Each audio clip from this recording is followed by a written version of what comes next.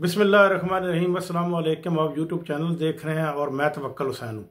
अहम 3 खबरें जो है और उनका तज्जिया मैं आपके सामने रखूंगा। मैं आपको बताता चलूँ कि पार्लियामेंट में इस वक्त जो मौजूदा सियासी पार्टियों में सबसे बड़ी सियासी पार्टी जो है वो PTI बन चुकी है। ये वही PTI जिससे बल्ले का निशान भी छीन लिया गया था और साथ ही साथ इनको खुलकर इलेक्शन भी लड़ने नहीं दिया गया। लेकिन सुप्रीम कोर्ट से एक मुनसिफाना फैसला आने के बाद 5-8 की तादाद से तो इससे जो पाकिस्तान तरीके इंसाफ को मखसूस नशिस्तें मिली हैं जो 80 के करीब लगभग हैं, इससे जो कौमी असम्बली है उसमें पाकिस्तान तरीके इंसाफ एक बहुत बड़ी जमात बन चुकी है।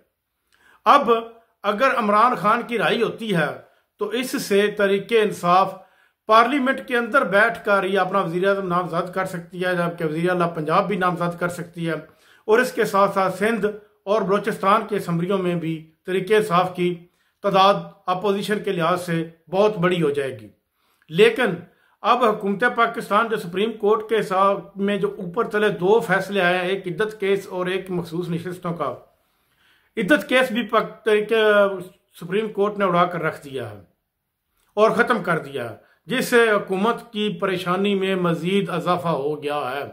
इन हालात को देखते हुए मियाँ नवाज शरीफ जो है वो इस कदर परेशान है और उन्होंने ये फैसला कर लिया कि हमें हुकूमत में रहने का कोई हक नहीं।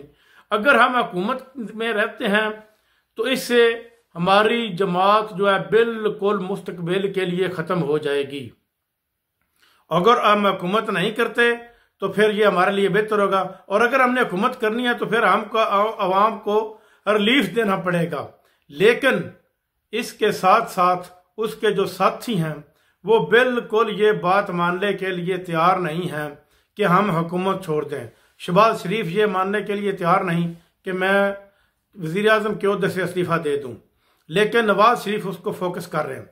और ये सारे मराहिल को देखते हुए अब नवाज शरीफ ने एक अजलास तलब कर लिया मरी में, जिसमें तमाम कौमी असम्बली के मेंबर्स, सेनेटर्स और इसके अलावा जो नून लीग के स्टेक होल्डर्स हैं उन सब को बुलाया जाएगा और उन सब की राय ली जाएगी।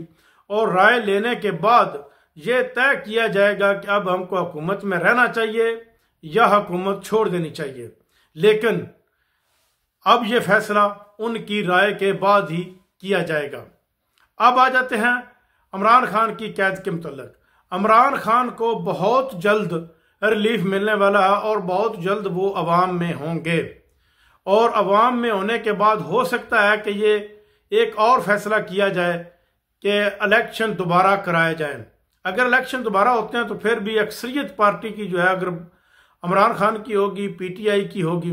अगर इलेक्शन नहीं होते तो इसी इलेक्शन की बुनियाद पर भी जो इस वक्त अक्सरियती जमात है वो तरीके इंसाफ बन चुकी है, क्योंकि इस वक्त जो नून लीग और इसके इत्तेहादी सोच रहे थे, उनकी सोच ये थी कि हम अक्सरियत ही हैं और 2/3 अक्सरियत हमारे साथ है, क्योंकि उन्होंने मखसूस नशिस्तों की बंदर बांट अपने पार्टियों में की हुई थी और इससे हम कानून में तब्दीली करके जो चीफ जस्टिस हैं उसकी मुद्दत मुलाजमत में तोसी कर सकेंगे।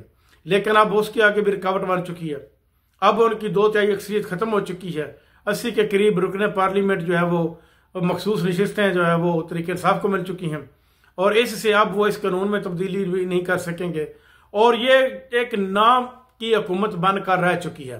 यानी कि अब ये किसी किस्म का कोई कानून भी नहीं बना सकेगी। सिर्फ और सिर्फ एक ही काम इनके ज़िम्मे है जो ये पहले से करते आए हैं, कर रहे हैं, वो ये है कि मीडिया के ऊपर पाबंदी लगा दी जाए, लोगों को पकड़ पकड़ कर जेलों में बंद किया जाए, और यही काम ये कर रहे हैं।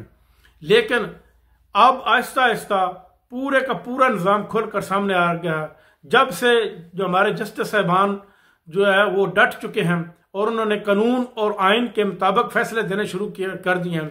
उस वक़्त से लेकर आज तक ये तमाम की तमाम सियासी पार्टियां बहुत ही परेशान है। लेकिन हुकूमत की जो सबसे बड़ी सियासी पार्टी है पीपल्स पार्टी, जिसके पास कई आइनी ओहदे भी हैं, वो तो अब हुकूमत से अलहदा होने का सोच रही है।